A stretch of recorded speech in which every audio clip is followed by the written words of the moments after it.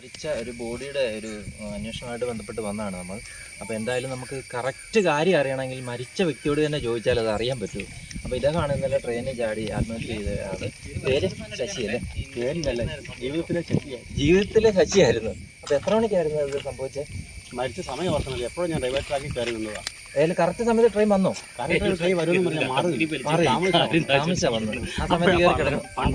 പെട്ടെന്ന് കയറി അങ്ങ് ഇറങ്ങുമായിരുന്നു. അതോ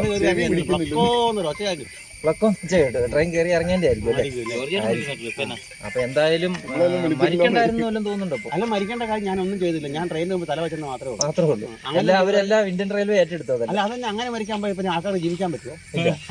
എന്തായാലും ഇന്ത്യൻ റെയിൽവേയോട് നന്ദി വല്ലതും ഉണ്ടോ? നന്ദിയല്ല, എനിക്ക് കരിയ വരുന്നത്. അങ്ങനെ ഒന്ന് പാവപ്പെട്ട ആൾക്കാരുടെ ട്രെയിൻ കയറ്റി വിടാൻ പാടില്ല. പക്ഷെ നിങ്ങൾ മരിച്ചതിന് എത്ര ശേഷമാണ് ഈ പോലീസുകാർ ഇവിടെ വന്നത്? ഈ പോലീസുകാർക്ക് ഭയങ്കര ഉപേക്ഷയാണ്. ഞാൻ എത്ര നാളും നോക്കിക്കിടന്നറിയാമോ? ആരെങ്കിലും വരട്ടെ, ആരെങ്കിലും വരട്ടെ. അതിന് മുമ്പ് കാക്കയും കഴുകനൊക്കെ വന്നു. ഈ പോലീസുകാർക്ക് വരാൻ തോന്നിയില്ല. വീട്ടുകാരൊക്കെ അറിഞ്ഞോ? വീട്ടുകാരെ ആരും അറിയിച്ചില്ല. കാരണം എന്നെ അവർ പട്ടം ഒഴിവാക്കി വിട്ടു. ഇൻഷുറൻസ് വല്ല എടുത്തിട്ടുണ്ടായിരുന്നു? ഞാൻ എടുക്കുകയില്ല. ഇല്ല, കാരണം എനിക്ക് കിട്ടുകയല്ല. അല്ല, വീട്ടുകാർക്കെങ്കിലും പ്രയോജനം കിട്ടണ്ടേ?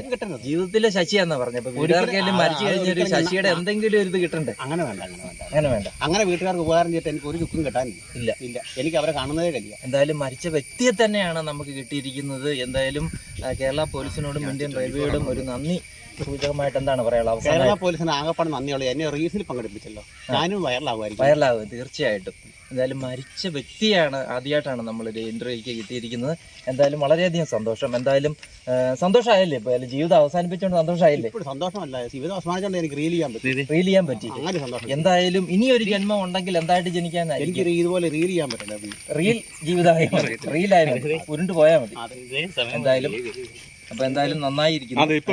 അപ്പൊ